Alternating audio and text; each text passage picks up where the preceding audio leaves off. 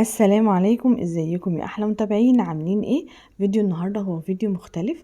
هشارككم بعض الاعمال اللي انا نفذتها مع بناتي، سواء بقى اعاده تدوير او اعمال من الكرتون او الجوخ، وكمان الحاجات اللي انا اتعلمتها من الخرز او الكروشيه. كل الحاجات دي ان شاء الله هشاركها معاكم. بس في البدايه حابه اقول لكم حاجه نفعت معايا جدا. صوروا الحاجه اللي انتوا بتعملوها. يعني بعد ما تعملي مثلا شغل معين او نشاط معين للطفل، صوريه واحتفظي بيه. مع الوقت هتحسي ان انتي عملتي حاجات كتير قوي لاولادك. هم ذات نفسهم الحاجه اللي هم الالعاب اللي هم بيلعبوا بيها دي مع الوقت بتتبهدل وتتكسر، ما بيبقاش الا الذكرى والصور الحلوه اللي انتي مخزناها سواء على اللابتوب او على الموبايل.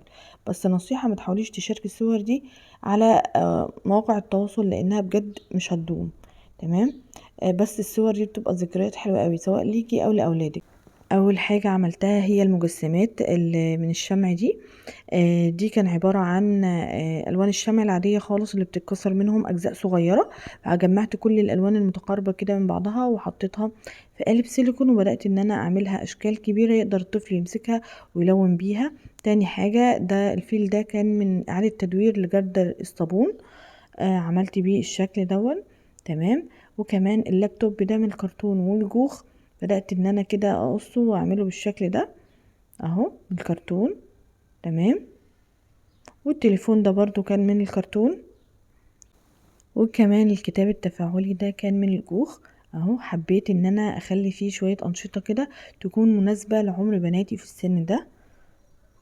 تمام. ان شاء الله هشارككم كل الحاجات دي بفيديوهات جاية. ودي اعمال ورقية كده من الكرتون. وكمان اتعلمت فترة الكروشيه، وبدأت ان انا اعمل لهم بقى الكسترات، الطاقية، الببرونة، حافظة الببرونة. وكمان رسمنا على الزلط بالالوان الاكليريك بالشكل ده. كل واحد رسم الرسمة اللي هو حاببها. وتعلمت بقى فترة الخرز، فبدأت ان انا اعمل لهم فوانيس رمضان، سواء فوانيس مانيليا او فوانيس كبيرة.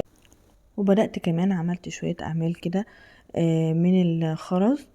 دي خاصة بيا بقى ان انا امارس الهواية دي في اشكال وحاجات تانية. وعملت لهم بقى دي اعمال فنية بقى، سواء قناع، اقنعة بالفوم، العاب بالكرتون زي ما انتوا شايفين كده. كل الحاجات دي ان شاء الله هشاركها معاكم في فيديوهات جاية، واكتبوا لي تحت في التعليقات لو انتوا حابين ابدأ بانهي فكرة الاول. ودي تيجان بقى وكاب كمان من الفوم. وده رول مناديل رسمناه على شكل سمكة ولوناه بالشكل ده. ده كان نشاط فني عملناه مع بعض. ده إعادة تدوير الاسطوانات القديمة عندنا، قطعناها وعملناها بالشكل ده وعلقناها على الحيطة بدبل فيس. وده كمان كان زي تسريحة كده أو دولاب للباربي. وكمان دي أنشطة منصوري عملتها بالكرتون ولونتها ولزقتها بالبلاستر علشان تفضل ماسكة نفسها كده ومستحملة وقوية بالشكل اللي انتوا شايفينه. كل الأعمال دي زي ما قلت لكم إن شاء الله هشاركها معاكم. بس أنا حابة تكتبوا لي تحت في التعليقات ايه الفكرة اللي حابين ان انا ابدأ بيها فيديوهاتي الجاية. اتمنى فيديو النهاردة يكون عجبكم. لو عجبكم الفيديو متنسوش تعملوا لي لايك وشير وسبسكرايب، ومع السلامة.